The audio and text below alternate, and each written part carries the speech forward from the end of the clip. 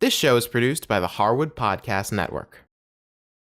Hi, I'm Kevin Harris. We love making this show available to you free of charge. If you'd like to help us keep it that way, you can make a contribution to our Karma Jar. For more information, visit our website. Hey everybody, I'm here with today's special guest, Francesca Lee. Welcome to Live from Basics.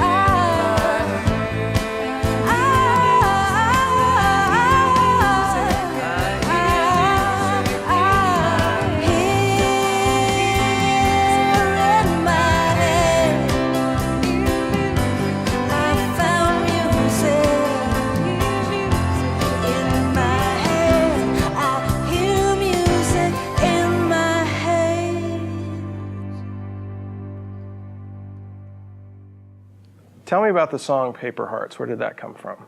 Well, the song Paper Hearts was one of those songs that I started working on the music actually before the rest of the lyrics to the song. So what I had done was I had the piano parts, and I actually remember writing it. I was in my kitchen really early in the morning, and I had my drum beats going and my piano and. Which is where you have you have to have that stuff in your kitchen. I had everything in my kitchen, my little tiny San Francisco apartment, and I just started jamming out, and I started getting harmonies, and I had that line in my head, which was, I hear music in my head. Mm-hmm. I loved the way that the chorus sounded, and I thought it really stuck in my head, which is funny because it says music in your head. Mm-hmm.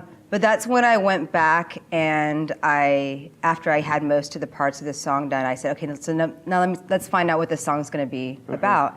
And from there, I usually go into a place that's the deeper part of myself, where I just don't worry about what I'm really writing about, and I just let my emotions and all my feelings and my senses and whatever, my antenna goes up, and I just start having words that come to me. What I was in sort of a subconscious way trying to say is that we all have two sides to ourselves, and sometimes we're afraid to look at the other part of who we are, and we all have music in our head, and that can mean many things. It might mean the noise in your head, the things that get in the way from you really seeing clear, with your path in life and all that. So that's sort of like how that song came about. Tell me about where you grew up and what that was like. Well, my story is kind of an interesting one.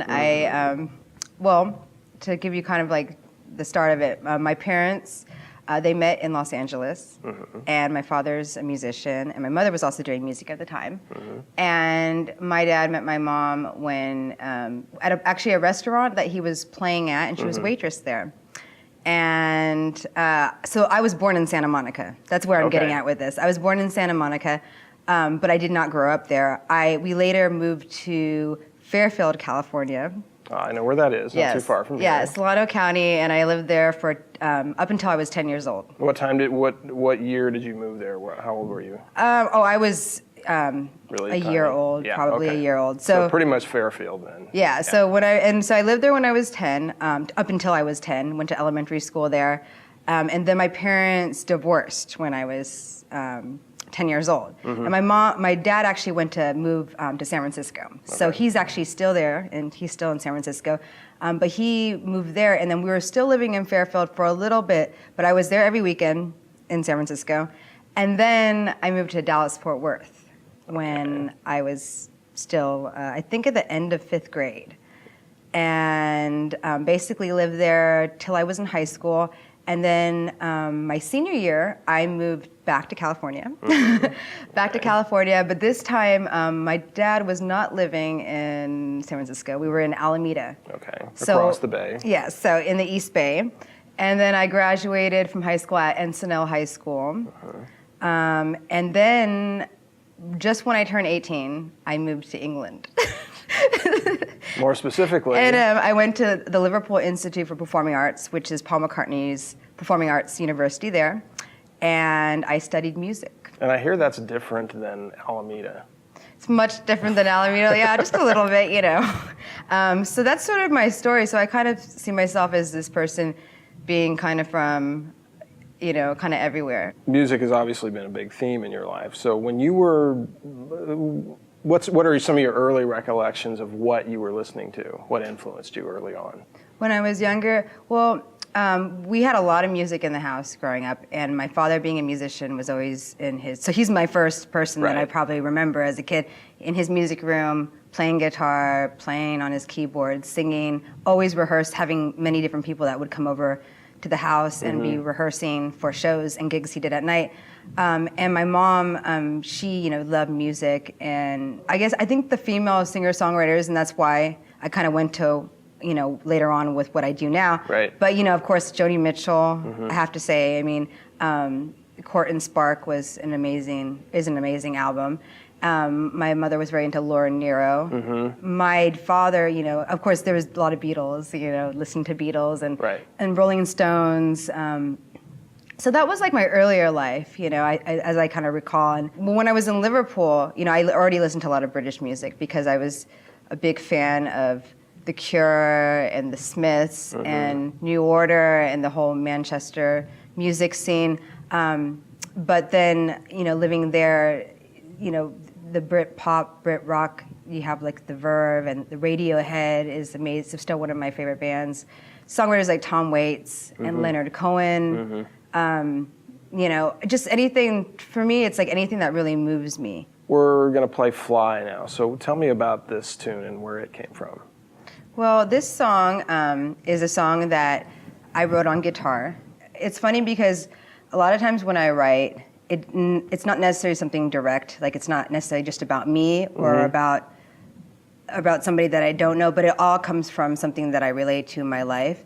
So I think I was inspired to write that song. My sister actually inspired me to write that song because she was going through a lot of changes in her life, and it was like a place for me, or it gave me a reason to kind of express some things that maybe I couldn't have always expressed to her. So I wanted to put them through a song. But again, it has that surreal or kind of type of style that it's not like a direct thing. So I'm not like just singing to my sister. I took elements of what I thought she might be going through or feeling, and then also a lot of what I was feeling at the time. And so she was definitely sort of my, I guess you would say, like my muse, my idea for that. And I don't know, it was one of those songs that just kind of came to me too, because I was working, I had this sort of drum beat, and I started playing guitar, and then I had this additional piano hook that I was working with.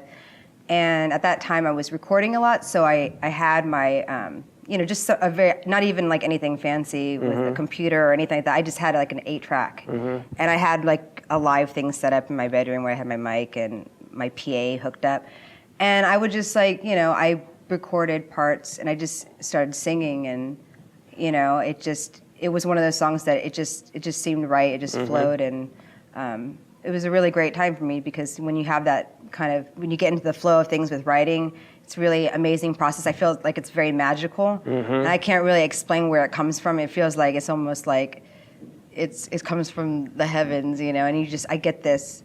I always think of it as like, it's like you put out like it's like an antenna, and like you just pick up on signals and things move through you. Yeah. I think the best way to do that is when you don't judge yourself and you just get in the process and write from your heart and soul. And then later on you can edit and you can, rewrite parts and just get out of your own way most of the time. Yeah, I think the creative process is that. So that song was a very creative song for me. I just wanted to just see what happened.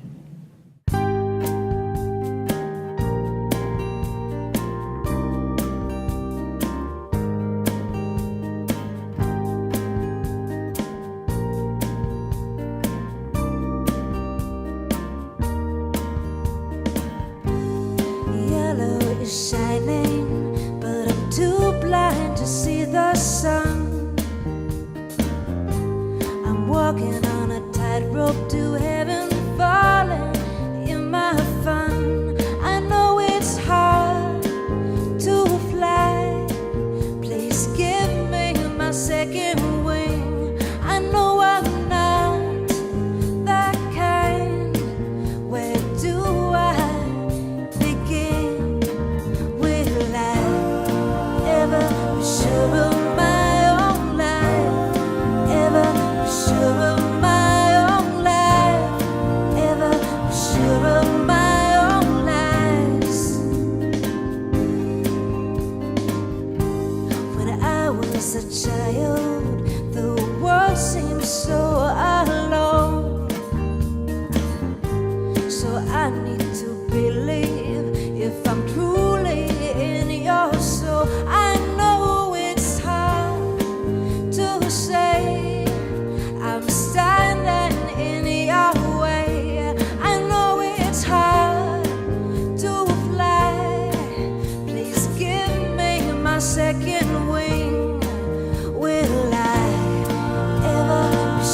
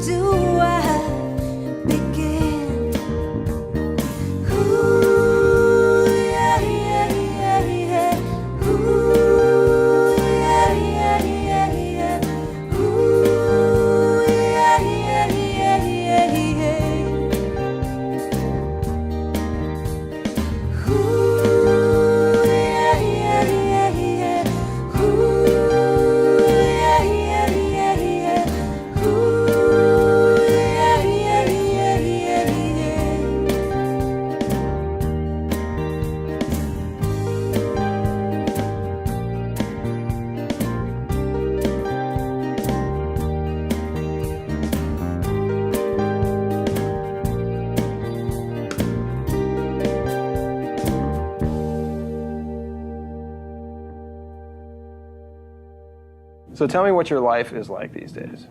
Well, I live in San Francisco. I've lived there now for about 8 years, being back in the city, and I love it. And I have a really, really precious doggie named Beauty that I love very much, and she lives with me. And then I also live with my musical partner and collaborator named Jeff Johnson, who plays guitar for me in my band. It's really awesome having someone that lives with you and you share this very close connection, and it's just wonderful for songwriting. And it's probably not so weird to have a drum machine in your kitchen. Yeah, exactly. Yeah, See, now sure. you understand, like, and having the drum machine and all Makes that sense. weird, like, instruments everywhere. I also work for a really amazing nonprofit organization called Bread and Roses, and what we do is we bring music to people that are isolated. So we go into everywhere from homeless shelters to convalescent homes, special needs schools, jails, drug rehabs, and we bring a music program where we bring live musicians that come in. So that's a really wonderful thing, and that's been really rewarding. And then playing shows in the Bay Area, in San Francisco, and also recording, songwriting, making records and stuff. So. Where can people get a hold of this stuff? My first album that I put out was just a self-titled album, Francesca Lee, and that was actually that was recorded in Liverpool. Oh, really? It was recorded in Liverpool, and my second album, it's called The Pieces Left. Okay. So that's another album. Yeah. I think it's always good to go to the website because then you can kind of like see all the places where you can find And we'll music. have your website like right about here. So we're going to play Maybe Today. Tell me about this song. I think my inspiration for this song was about, it was a personal, definitely came from a personal place, which I think I kind of channel that through the struggles of being a musician, today, and just the changes you go through in life, and the reflections you have, and the questioning, and going within yourself, wondering if you're doing the right thing in life, and not losing the faith in yourself and your dreams.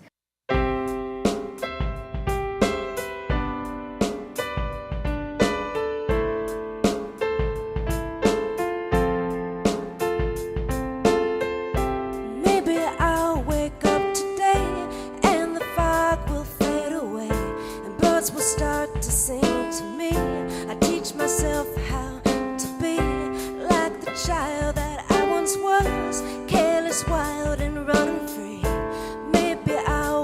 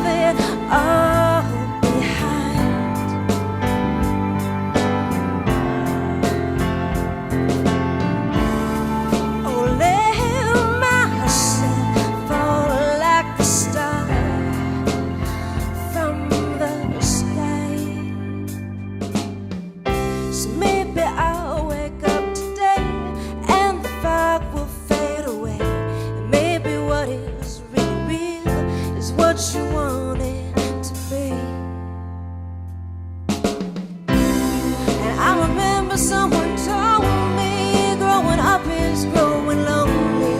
Oh, whatever they say, oh, whatever they say. 'Cause what good would it do me if you never even knew me? So maybe I'll wake up today and everything will be okay. And I remember someone told me growing up is growing lonely. Oh, whatever they say, oh, whatever they say. 'Cause what good would it do me if you never even knew me? So maybe I'll wake up today and everything will be okay. And everything will be okay. And everything will be okay. And everything will be okay. And everything will be okay. And everything will be okay. And everything will be okay.